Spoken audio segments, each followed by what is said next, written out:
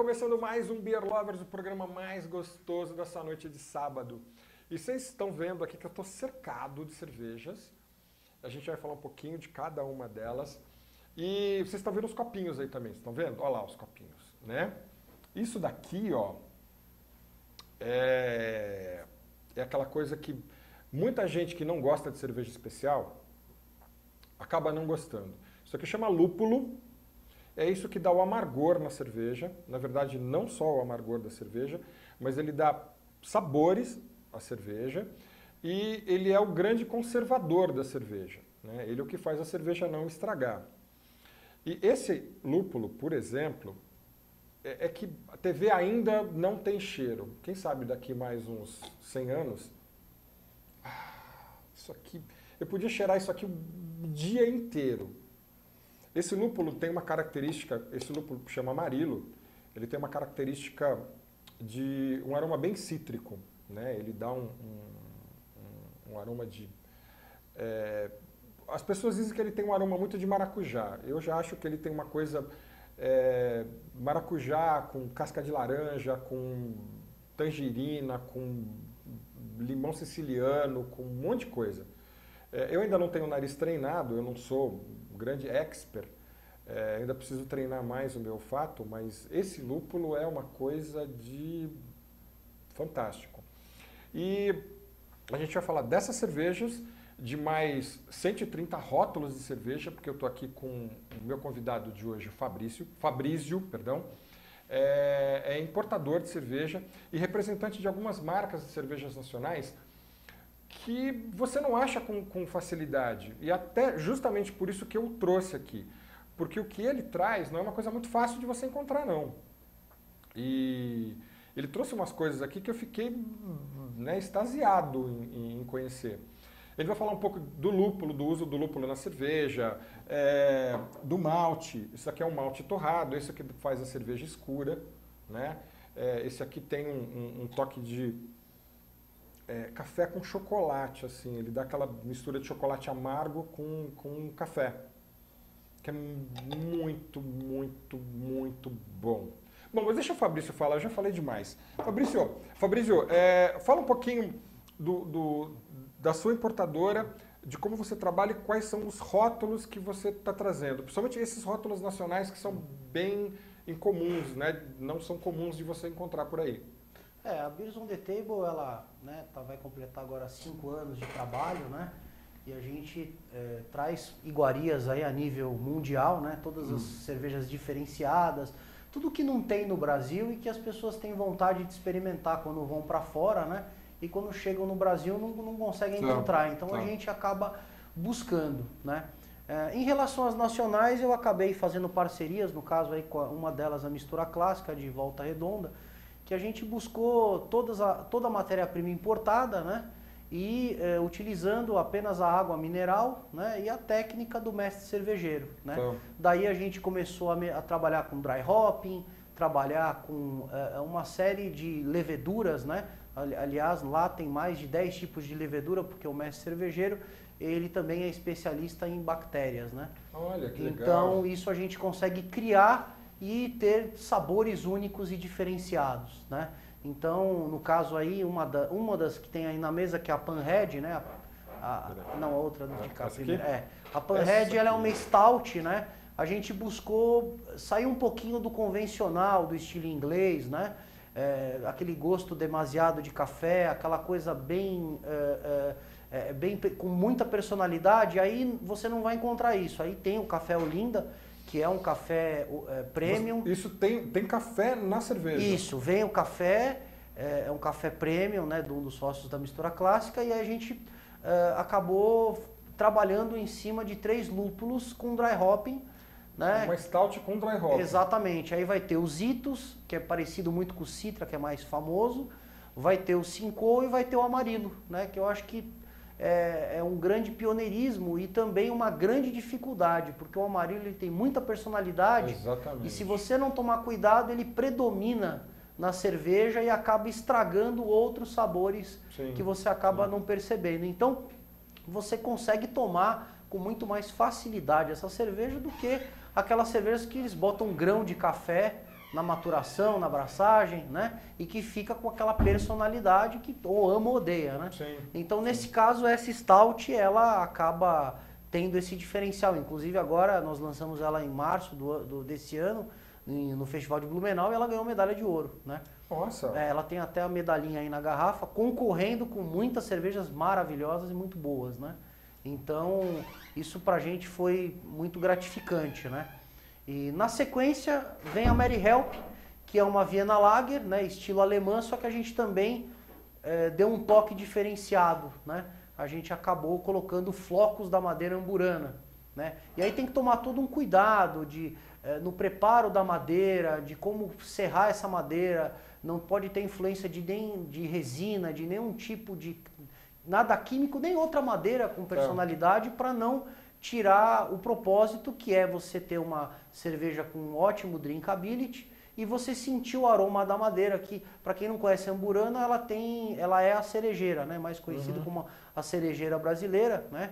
Que dá muito no nosso cerrado brasileiro, e para dar o nosso toque brasileiro e para que ela fique com um drinkability totalmente diferente das cervejas convencionais, né?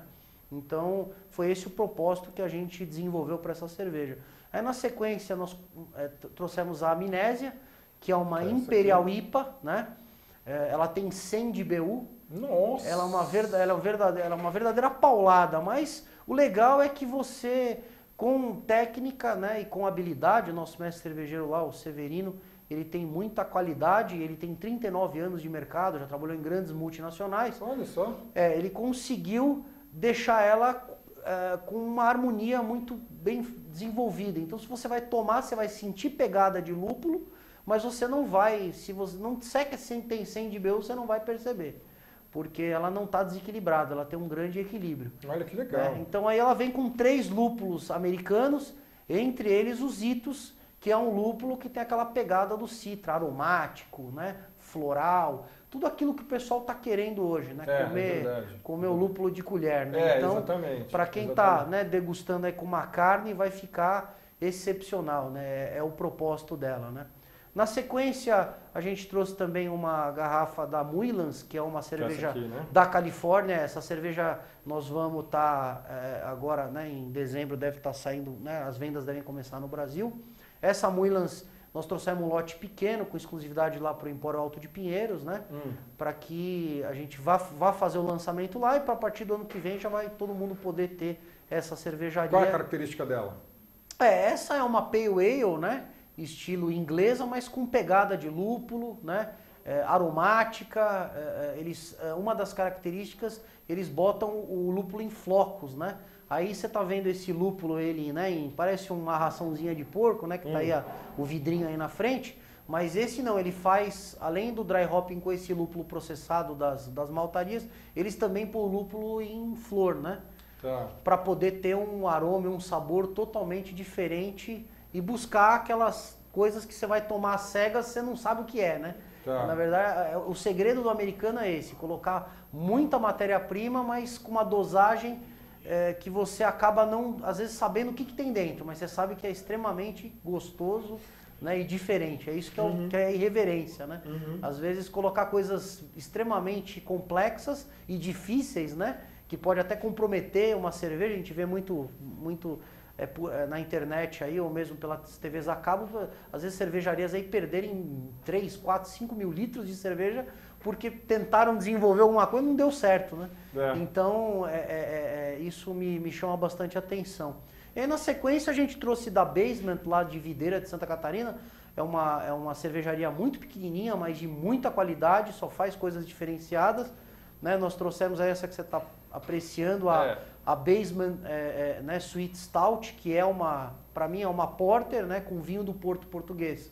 Né? Vai adição de vinho do Porto. Exatamente. Então, você vai ter os maltes torrados com um drinkability de um vinho português mais adocicado, né?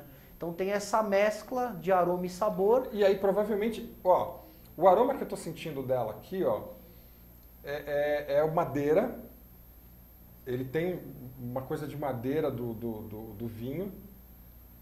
Nossa, o aroma disso aqui é exatamente. muito Só que bom. O segredo dele é não deixar doce, não deixar muito amargo, você tem aquele drinkability de uma cerveja escura mais potente, mais complexa. Né? Então isso é um resultado... Tem uma graduação alcoólica de... 8,5. 8,5? Uma graduação porque quando você coloca o vinho não tem jeito. E também, para esse estilo de cerveja, não comporta ter um teor alcoólico muito baixo. Né? Então você vai perder, né, uma série de componentes e de aromas. Né? E aí depois ele também faz uma outra, a Catarina Vintage Ale, né, que ganhou medalha de ouro também em Blumenau, que é uma vintage. E o diferencial dela é que ele pegou um barril de cachaça de boa qualidade para armazenar essa cerveja, né? Então você vai sentir aí o toque da madeira, um tabaco, uma série de sabores, né, de uma cerveja mais encorpada, né, em processo de envelhecimento. Embora não seja o propósito, ela não passe, né, muitos anos em barril, não é uma barley wine, né, uma vintage, mas é uma cerveja excepcional. E quem está buscando, né, essa mudança de paladar, não quer mais uma lager, não quer mais uma pilsen, né? Já cansou do trigo, já cansou muito do lúpulo, tem que buscar, né, uma com vinho do Porto, tem que buscar uma com cachaça, né? Então, esse é que é o propósito, né? E a gente sempre buscando essas coisas muito diferentes, né?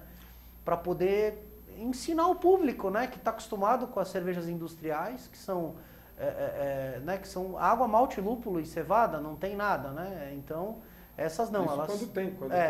Exatamente, é o propósito delas. Quando tem malte, né? E o nosso propósito é de realmente mudar, né? De as pessoas sentirem todos esses sabores diferentes, né? Esse que é Além dessas daqui, a gente estava conversando antes do programa começar, você me disse que você tem aproximadamente a gente distribui 130 rótulos. 130 rótulos. Isso.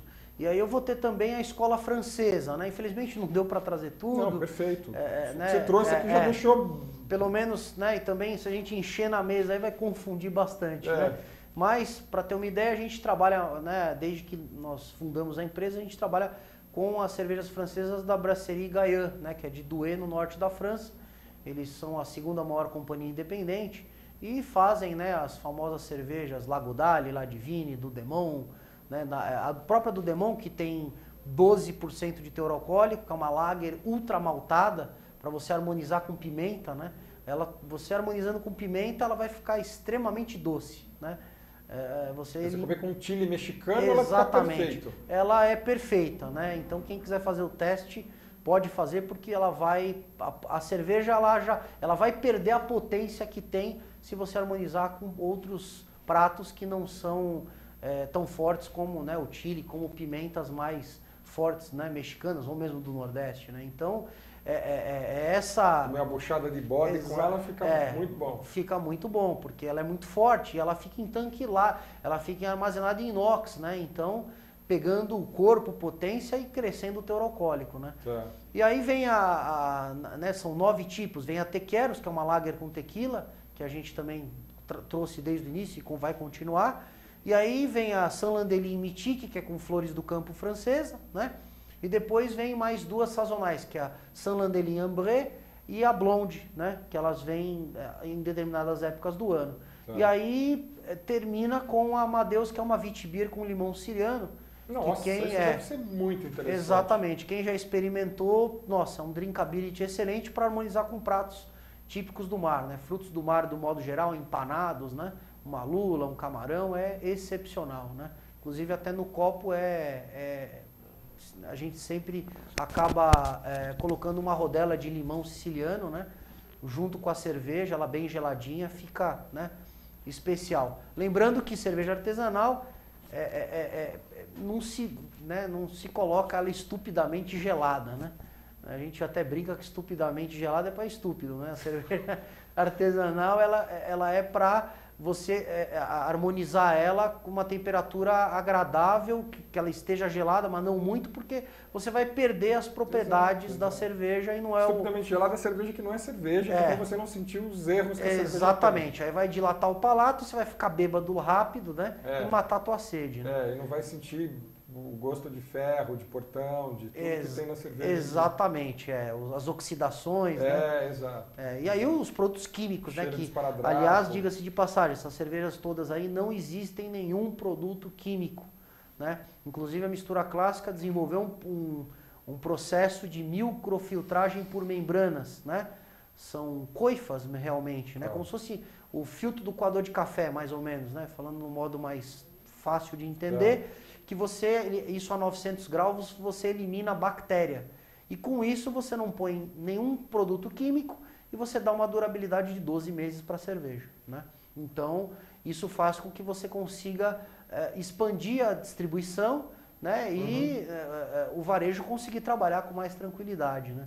Então, esse foi uma das coisas que a gente conseguiu. Geralmente, as cervejas nacionais é em torno de 3 a no máximo 6 meses, né? Essa é a média. É um tempo relativamente curto, né? Até sair da fábrica, até passar por toda a cadeia de distribuição e chegar para o consumidor. Então, isso a gente também conseguiu, né, desenvolver, né? Então, foi muito bacana nesse sentido, né? E espero que outras fábricas também possam se modernizar e utilizar dessas técnicas, né, que são excepcionais, que te proporcionam qualidade, você consegue aumentar a tua produção e você não tem, o produto não sofre nenhuma queda de qualidade em virtude, né, do aumento de venda, né? Então... mas uma coisa que o pessoal comenta, eu acabo conversando muito com o cervejeiro caseiro, e alguns deles são muito reticentes com relação à pasteurização da cerveja, Sim. Que dizem que quando eles virarem profissionais, aquela coisa de legalizar a cerveja, ele vai vender cerveja viva, porque ela dura no máximo 3 meses, então ele vai ser aquele cervejeiro que vai atingir um público muito menor, né, numa região menor, mas para não perder a característica da cerveja dele. Né, porque a pasteurização mata parte do sabor da cerveja, não tanto o sabor, mas o aroma principalmente vai para o espaço, né? É que assim, depende do que você vai fazer, depende do propósito, depende do estilo de cerveja, né? Haja vista que a maioria das cervejas vivas aí, pelo menos que eu tenho visto, são as Pilsens, as Lager, né? Então, realmente uma Pilsen... Eu já vi India Pale Ale, eu já vi American Pale Ale. Com certeza ela é mais fresca, ela tem mais qualidade, sem dúvida nenhuma é muito melhor. O problema é que para você crescer, para você fazer a distribuição, nós estamos num país difícil de transporte, com uma carga tributária muito pesada, com uma série de complicações que você também, o teu cliente não está preparado para ter uma geladeira só para armazenar a cerveja, você ter toda a cadeia refrigerada, né? Então a gente espera... Isso é extremamente custoso. A gente espera e luta para que, né, o Brasil chegue no nível né, dos Estados Unidos, que você chega lá, qualquer lugar, não tem prateleira, é só geladeira, né? Aberta, fechada, de tudo quanto é jeito, mas ela sai da fábrica refrigerada e o final dela na prateleira refrigerada, ou seja, toda a cadeia com ela numa temperatura ideal, o cara vai pegar ela e vai pronta para beber, né? Mas isso ainda tem muito, né? Nós temos que comer muita grama para chegar nesse nível, né? Então tem esse lado. O problema é que quando você faz uma coisa com muita qualidade, ela fresca, ela não pasteurizada, você vai atingir um público muito pequeno, né? E aí a cervejaria, mesmo sendo micro, ela precisa de volume para sobreviver. Então existem esses problemas, mas eu acho que cada um no seu caminho, e quem puder trabalhar com cerveja viva e conseguir, né, chegar com ela com uma super qualidade no consumidor final, isso seria o ideal, né? E acho que também tem que ter esse tipo de opção, né? Então eu sou totalmente favorável e vamos, né? Eu acho que a gente tem que começar a pensar, se unir e mover esforços para diminuir a carga tributária do pequeno produtor, que é tremenda, né? Que é um absurdo. Ele já nasce morto e não só isso, para que a gente possa ter incentivos, né, do governo em termos de tecnologia, de maquinário, ou seja, importar tanto a matéria-prima como equipamento que seja acessível, rápido, fácil, para que as pessoas possam pensar em produzir cada vez mais e a gente ter cada vez mais opção. Né? O grande problema é que o governo enxerga o microcervejeiro como a Ambev, né? Exatamente. Né? E se esquece a carga tributária da Ambev é a mesma que o microcervejeiro. Esquece que 67% de carga tributária para centavos de uma cerveja industrial não representa. Mas uma cerveja que começa a custar 8, 9, 10 reais uma artesanal, para pagar 67%, você mata a distribuição, né? Exatamente. Então, Porto Alegre, Curitiba se uniu e muita coisa está acontecendo, os impostos baixaram, você vê que, né, pelo menos em Curitiba deve ter mais de 40, 50, né, produtores de cerveja artesanal legalizados, né, fora aqueles que ainda não fizeram, mas Porto Alegre, então, acho que tem um número até maior. É muito mais do que São Paulo, Estado de São Paulo, né? Ainda aqui as dificuldades são maiores, a carga tributária é mais pesada e sem nenhum incentivo. Aqui a gente teve um prefeito, que eu não vou nem mencionar nome, porque que instituiu um monte de coisa que, né, não, pra você ter uma ideia, não pode ter cervejaria em São Paulo. Sim. Eles dizem que o resíduo produzido é poluente. Mentira. É mentira. Sim. É conversa. Não tem nada de poluente numa cervejaria. O que sai da cervejaria que é jogado fora é água. Sim. Quando muito, água quente. Não, e até cerveja, né? Cerveja não é poluente. Muito pelo contrário, né? Então, ela não é poluente. Você tem uma perda quando está fazendo, né, mesmo manual, o processo semi-industrial, você tem perda e aquilo vai pro ralo. Você tem uma perda de quanto? De 2, 3 litros, 5 litros, quando muito? Sim. Então, e água, né? 5 litros diluído naquele monte de água que vai junto com... uma água suja do chão, do quintal. Exato. Tanto quanto, né, não tem nenhuma diferença, né? Então, são essas leis, é um absurdo, né? Haja vista que agora que está começando a legalizar o mel para produzir cerveja nacional. Até então, a gente importa produto de fora, né, com mel, tudo bem, aqui você pode, agora fabricar no Brasil não pode. Outra coisa que também não pode é com lactose, né? Nada de origem animal e vegetal, né? Quer dizer, se você quiser colocar o cacau em pó, tudo bem, né? O aroma de baunilha. Agora, quiser meter uma barra de chocolate no processo, você não pode, né? Isso também está para mudar, né? Tem um pessoal aí de Minas brigando, né, batendo forte com Brasília, no Ministério da Agricultura, para que isso possa mudar. O mel já reverteu, né? Já se consegue registro. Agora, o chocolate ainda não, né? Mas eu acho que é uma questão de tempo para as coisas se adaptarem. O mel, pelo que eu entendi, você também participa do processo de produção de cerveja, né? Sim, embora não tenha formação, eu não sou um mestre cervejeiro, mas, né, entendendo bastante da área comercial, sendo autodidata em cervejas, a gente acaba, né, tendo muita informação e buscando, né? Tá. Então, quando a gente desenvolve, o que nós vamos produzir, o que nós vamos fazer para determinado evento, para uma sazonalidade, uma festa, né, de final de ano, ou seja, a Páscoa, a gente tem que buscar alternativas e sair da mesmice, porque o produto artesanal ele não é barato, então a gente tem que ter um diferencial no mercado. E aí a gente começa a buscar o que pode e o que não pode, né? Haja vista que a própria Mary Help a gente ainda está, a gente quer colocar o nome Amburana, né? O estado do Rio é meio resistente com algumas coisas, né? Tanto é que, por exemplo, a própria palavra chocolate você não pode mencionar no rótulo, né? Então, isso a gente está tentando brigar e em cima disso a gente vai buscando alternativas do que a gente consegue de registro, né? Para trabalhar de acordo com a lei. Então, em cima disso, por isso que a gente precisa saber o que pode e não pode. Queríamos há muito tempo atrás desenvolver uma com mel, mas não podia, né? Não tem registro, não pode nem mencionar o nome e também não pode ter na composição, né? Então, e aí foi uma discussão longa e aí a gente vai buscando alternativas, né? A Amburana é possível, a madeira, tudo bem, vamos colocar. Fizemos, né, o dry hopping dos lúpulos americanos, né? A gente produz uma Mouse Beer, né, da mistura clássica, receita tradicional alemã, com adição de açúcar mascavo orgânico, né? Então fica uma cerveja totalmente natural, porque essas industriais que tem por aí é caramelo, é o resto da cerveja que sobra e, né, e industrializam e fazem aquele açúcar, aquele caramelo, aquele gosto que não é agradável. Então, diga-se de passagem, para quem não sabe, o Mouse Beer é um estilo de cerveja alemã, né? E você usa esse malte dark que está aí, né, em cima da mesa, esse malte torrado que tem um aroma e um sabor excepcional, e aí você, em vez de colocar açúcar, você coloca um açúcar mascavo de qualidade, né? Totalmente natural. E o resultado disso é uma cerveja com pegada de malte torrado, você não sente aquele adocicado, né, dos produtos químicos, aquelas coisas artificiais, e você vai ter um resultado excepcional. Então, é isso que a gente sempre vem buscando para a cerveja artesanal, utilizar componentes, né? O caso aí da Basement também, o vinho do Porto, né? O caso da Catarina, que tem a adição aí até um pouquinho de cachaça, né? Porque fica a sobra do barril, né? Quando você pega um barril que tinha cachaça, você vai colocar a cerveja, ficou aquele restinho da madeira e que vai passar para a cerveja, né? Então tudo isso que é possível fazer, né? Você tem autorização, né, dos órgãos competentes. Deixa eu te fazer uma pergunta.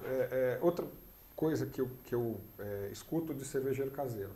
Usar mel na cerveja é muito complicado, é muito fácil de errar a mão para usar mel. Sim, muito complicado, porque você decantar o mel na cerveja, você tem que saber o momento certo de colocar, porque o grande segredo de você fazer uma cerveja com mel, ela não fica doce e ela não fica amarga, né?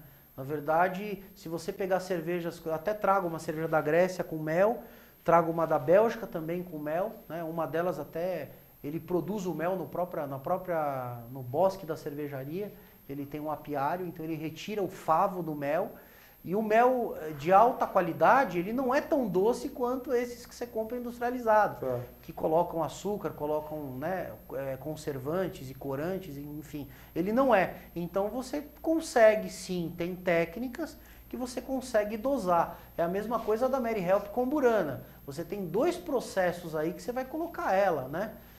Quando você está ela na fervura, ela vai perder, né?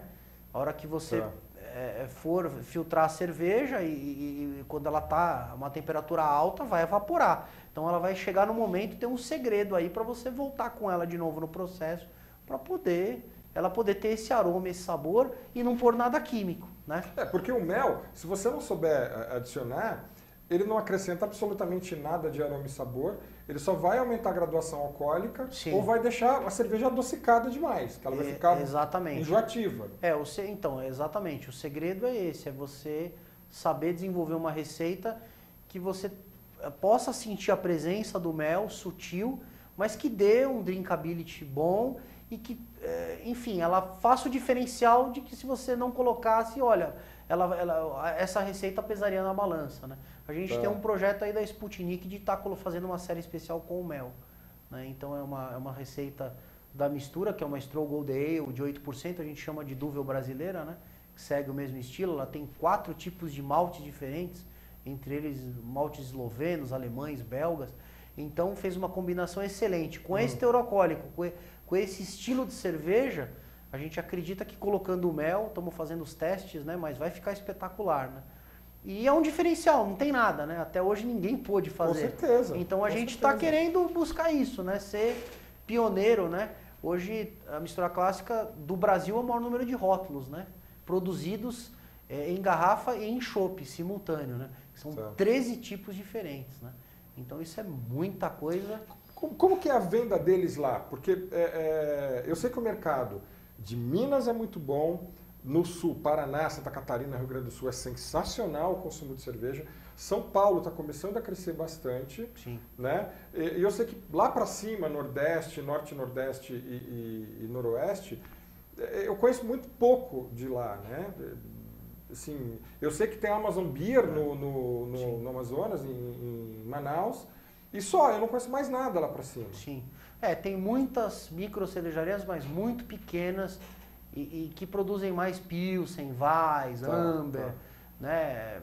Não tem muita coisa ainda porque não sei se não é uma tradição, né, da cultura do nordestino, eu não sei te explicar, ainda não, eu não sei se é falta de incentivo, se o imposto lá é mais caro, se as dificuldades ainda são muito maiores, né? O fato é que o Nordeste vem crescendo muito, a gente está com muito cliente do Nordeste, que há 3, 4 anos atrás não existia, e hoje já começa a ter muita gente com lojas, com bares, com restaurantes, que estão consumindo cerveja artesanal, né? Isso a gente tem sentido dia a dia. E haja vista que o maior consumidor de uísque do Brasil é Recife, né? Por incrível que pareça. Sério?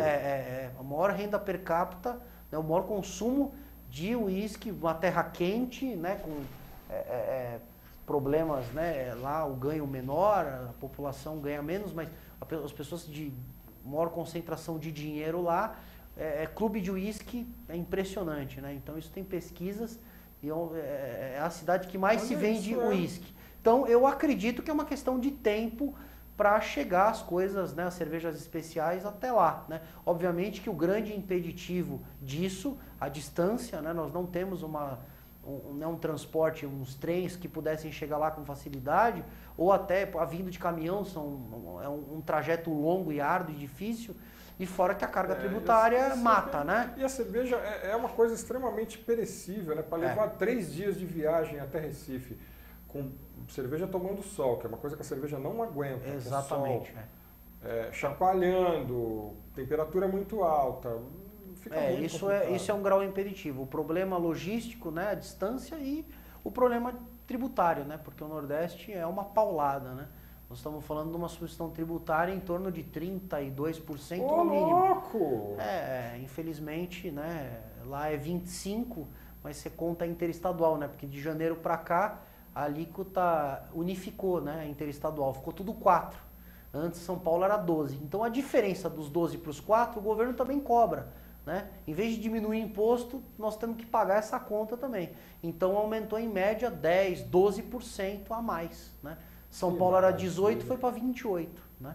Então o governo criou barreiras, o livre comércio entre os estados está muito difícil. Tanto é que a gente começa agora, a partir do mês que vem, já a distribuir para os outros estados através de Itajaí, as cervejas importadas.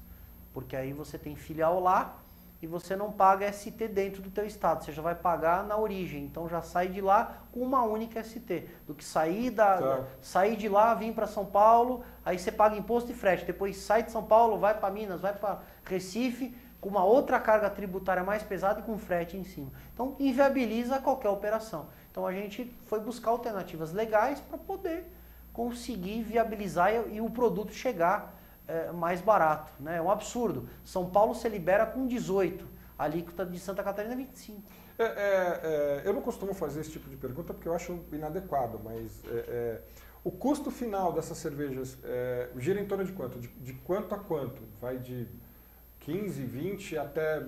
de importação, você está dizendo? Não, as nacionais. Ah, tá. As nacionais, elas hoje estão na média a partir de 15, 16 reais. Tá, as de... Isso, mais ou menos isso. As mais encorpadas, aí, as mais especiais, e chega em torno de 20, 22, né? Tá. Essa é a média de preço e é o que hoje o mercado pratica. Pessoal, tá todo mundo mais ou menos no mesmo barco, né? Tá. Quando você usa matéria-prima de qualidade, produto, né, totalmente artesanal, você depende de tudo fora, né? A tampa é de fora, a garrafa é de fora, e quando não é de fora, a máquina foi comprada, importada, e a matéria-prima para utilizar ela é importada, ou seja, então não tem jeito, nós somos reféns de depender do mercado internacional. E aí você tem um porto lento, demorado, difícil, né? Para chegar uma cerveja no Brasil 3, 4 meses, né? Até laudo de líquido na origem, laudo de líquido no destino. Aí tem 2 fiscais para poderem deferir todos os processos. Aí às vezes está demorando agora, final de ano, 2 semanas para você conseguir, né, declarar uma importação. Aí você não pode trazer amostras por avião e mandar para o laboratório. O fiscal tem que pegar aleatoriamente dentro do container. Isso detém tempo. Aí tem que ir para o laboratório, até sair, até entregar todos os certificados e os laudos para o Ministério aprovar a venda e protocolar. Nós já perdemos 40 e poucos dias, mais os 30 e pouco para chegar. Isso se tudo correr bem, não houver nenhum erro, enfim. Né? Então é muito difícil, é muito sofrível. E o pequeno também, né? São Paulo é terrível. O Ministério, para liberar uma receita, né? Liberar um estilo de cerveja, o cara passa às vezes 2 anos para conseguir um registro. Então, eu vejo alguns amigos penando. Não conseguem. Aí você quer crescer, você quer aumentar teu portfólio, mas não consegue, porque na hora que você vai ver tanta burocracia, só para o cara aprovar o nome volta 4, 5 vezes. Não, esse não pode. Aí, mas também não te diz o que pode, né? E nesse vai e vem, passou 6 meses só para você definir se o rótulo vai ser aprovado ou não. Daí para frente, para você ter um número e começar a trabalhar, aí é toda uma maratona, né? Então, vamos torcer para que isso melhore e que a gente possa ter cada vez mais cervejas de qualidade, que é o que eu acho que vai acontecer, né? A cada vez mais nós vamos ter, como aconteceu com o vinho, né? O vinho está bem mais na frente da Exato, gente. exato. Mas daqui para frente, hoje, estima-se que nós temos mais de 2.000 rótulos rodando, né, pelo Brasil, de cervejas entre nacionais e importadas. E isso vai crescer muito, né? De um ano para cá, explodiu de cervejas nacionais, tanto dos caseiros quanto as cervejas, né? Quanto as cervejarias, as micros independentes. Então cresceu demais, né? Eu estou com um livro lá que tem mais de 500 rótulos de cerveja nacional. A nível de Brasil, né? Ela saiu um novo guia aí. Pelo que eu sei, tem quase 300 micro cervejarias no Brasil inteiro. Fora aquelas que não participaram das pesquisas, sim. não estão catalogadas, mas é absurdo, é um valor, assim, é um número muito grande e ótimo, porque é sinal que está tendo demanda, é sinal que as pessoas querem qualidade, querem buscar alternativas, né? E nós somos formiguinha, né? Mas se nós se unirmos, a formiguinha faz a casa dela... Exatamente, virar um prédio, né? E que indestrutível, né? Tenta destruir a casa de uma formiga, né, que são milhares trabalhando, então faz um estrago danado. Então o que a gente quer fazer, né, um estrago no bom sentido, né, de estar passando conhecimento, informação e as pessoas terem um paladar para diferenciar, né, porque a categoria das cervejas são enormes, né. Sim. Agora eu quero te fazer uma pergunta que é para você aproveitar e fazer um pouco de propaganda da sua loja, da sua venda. Pelo que você me falou aqui, você escolheu marcas e cervejas que não são encontradas de forma comum, né? Sim, sim. Como é que funciona esse teu catálogo, né? Como é que uma pessoa que de repente está assistindo a gente aqui, fala assim, olha, eu quero montar uma loja, o cara está assistindo a gente lá em Pernambuco. Como é que ele entra em contato com você? Como é que ele descobre preço, maneira de... Então, o legal é assim, a gente tem o site, inclusive um site novo, é um catálogo eletrônico, lá você tem harmonizações, tem assim, boa parte do que a gente trabalha, né, disponível online, que é o site da Beers on the Table, né, www.beersonthetable.com.br, né, que é cervejas em cima da mesa em inglês. No site você tem lá, navegando, você consegue entrar em contato com a gente, você pode preencher um formulário, né, escolher as cervejas que você tem interesse e a gente, né, tem o nosso departamento de comercial que simultaneamente vai responder um e-mail com todas as dúvidas, as perguntas, com os preços, né, e aí a gente vende fracionado, aquele cara que está precisando começar e ele não tem condição de comprar tudo de caixa fechada, a gente pode fracionar, não tem problema. Isso é interessante de saber. E tem toda a expertise tanto no atacado quanto para o varejo, né? Vocês também vendem para o consumidor comum? Isso, exatamente. A gente tem no nosso site tem o endereço da nossa loja, que na verdade eu chamo de um showroom, porque é a extensão do nosso trabalho. Dá o endereço, aproveita. Exatamente, que é na Avenida Sargento Geraldo Santana, 173, no Jardim Marajoara, né? Fica ali próximo ali do cemitério de Congonhas do Campo, né? Ali, na verdade, essa avenida, ela para quem, né, não é muito da região, ela é esquina com o Estre Mercado ali da Avenida Interlagos, né? Então, uma avenida de grande comércio, né? O extremo sul ali da região de Santo Amaro, né? São Paulo, aonde você pode adquirir, a gente também faz entrega, né? Então, a pessoa quiser ver eletronicamente pelo site ou quiser também fazer uma visita, geralmente a gente está degustando algum queijo, harmonizando com alguma cerveja diferente, se quiser levar gelada também tem, né? Então, é justamente para passar conhecimento, passar explicação daquilo que a gente trabalha, né? E tudo que a gente fornece no atacado também tem no varejo, né? Numa prateleira bem grande lá, com bastante rótulos, podendo escolher, né, aquilo que mais gosta. Quer dizer que dá para chegar lá e tomar essa maravilha aqui, que é misturada com vinho, só que me deixou muito curioso. Exatamente, é um produto excepcional e vale a pena, né, querendo conhecer esse universo, a gente está à disposição, a gente expõe também, né, o lúpulo, o malte, né, para as pessoas... O fato de você ter Amarilo aqui, você falar isso para cervejeiro, que você tem Amarilo, os caras vão te assaltar lá, porque Amarilo sumiu do mercado. Tá muito difícil.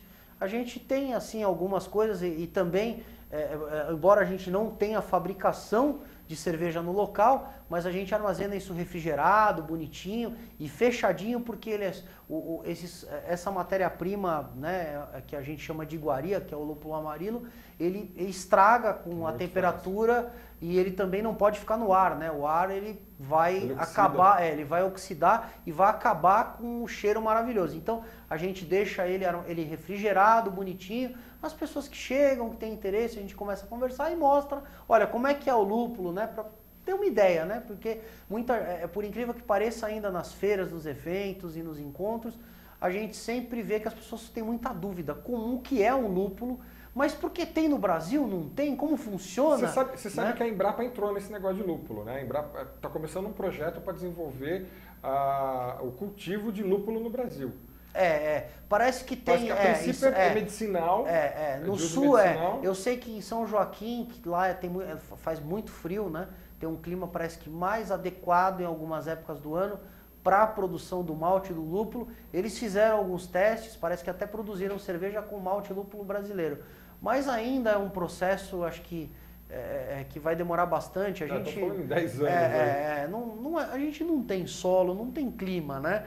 Por mais que você possa, eu acho que dá, com tecnologia dá para chegar, para ter alguma coisa, mas acho que para substituir, eu não sei, acho que estamos um pouquinho distante ainda, né? Mas eu acho que temos que... Está bem distante. Eu acho que temos que tentar, né? Eu acho que já tem testes aí. Propriamente o alho brasileiro está de tão boa qualidade quanto o argentino, né? O pessoal do sul aí de Minas está produzindo alho com grande qualidade, óbvio, não tem ainda a demanda que o mercado precisa. A China ainda vem com produto ruim e barato, mas mesmo assim desenvolveram. A azeitona parece que aí tem alguns lugares também que já fizeram teste.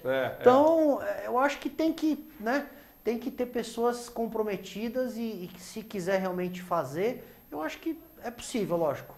Numa menor escala, para pouca, né, ainda para pouco acesso, né, ao mundo cervejeiro, mas eu acho que eu pelo menos tenho esse sonho acordado, né, que um dia nós vamos poder ter lúpulo de qualidade brasileiro. Bom, a gente está chegando ao final. Eu quero primeiro te agradecer muito pela presença, por ter mostrado essa quantidade maravilhosa de coisas fantásticas. E eu peço sempre para o meu convidado terminar o programa com sugestão de cerveja. Pelo menos 3 cervejas para a gente encerrar. Porque hoje é sábado à noite, é dia de sair para tomar cerveja. Sim.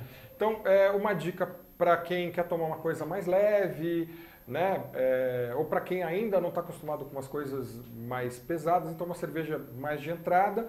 Uma cerveja para quem já conhece a cerveja, de repente uma indicação. E uma coisa para quem quer partir para uma coisa um pouco mais extrema. Sei.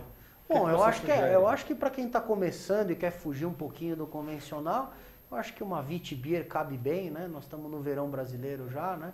Eu acho que para quem está começando uma Witbier, seja ela qual for, sendo artesanal, né? Tá. Eu acho que cairia muito bem. Você indica alguma, né? Ou qualquer Witbier? Olha, tem várias. Você pode...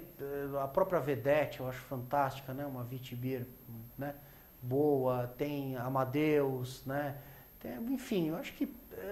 Witbier, acho que tem que verificar o momento que você está, onde você está e verificar aquilo que se tem de local, né? No caso de uma cerveja mais complexa, eu sugiro que vá para as Barley Wine, para cervejas envelhecidas em barris, né? Uma das sugestões que eu trago, que você vai encontrar em alguns lugares especializados, é a Petrus Aged, né?